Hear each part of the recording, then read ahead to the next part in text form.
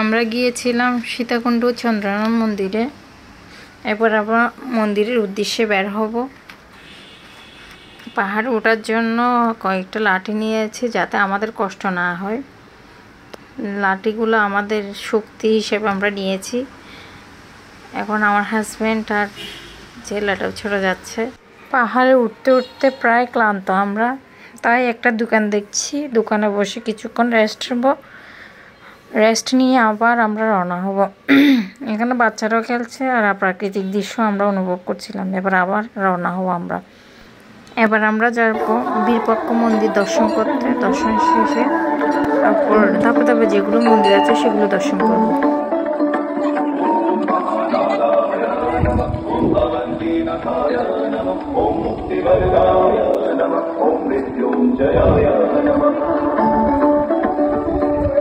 বীরপক্ষ মন্দিরের দর্শন শেষ।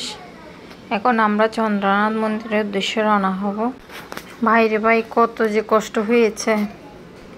ফাইনালি আমরা চন্দ্রনাথ মন্দিরে দর্শন পেলাম। অনেক কষ্ট করে, অনেক কষ্ট হয়েছে। প্রায় 2-3 ঘন্টা লাগছে মনে হয় আমাদের উঠতে। আমার হাজবেন্ড তো অনেক টায়ার্ড, কারণ হচ্ছে সে আমাকে অনেক সাপোর্ট করছে।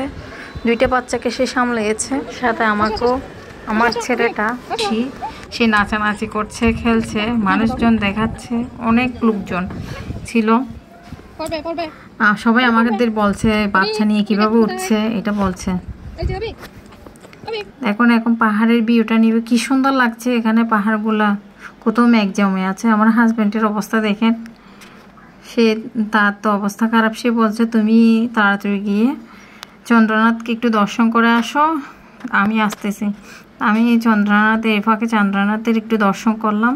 দর্শন করে এখান থেকে পাহাড়ের ভিউগুলো দেখবো আর কয়েকটা ছবি তুললাম।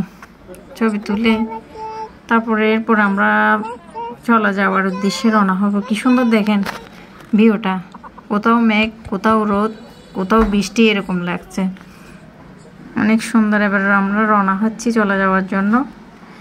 ওঠার সময় সিঁড়িগুলো খুবই ছোট আর পিচ্ছিল ছিল, আর নামার সময় সিঁড়িগুলো একটু বড় ছিল। নামার সময় কষ্ট হয়নি, ওঠার সময় কষ্ট হয়েছিল বেশি। এখন আমরা চলে গিয়ে কোনো একটা হোটেলে খাওয়া দাওয়া করব। খাওয়া দাওয়া করার পর গুলিয়াখালী সমুদ্র সৈকতে যাব। ওখান থেকে সরাসরি আমরা চিটাগংয়ে চলে যাব।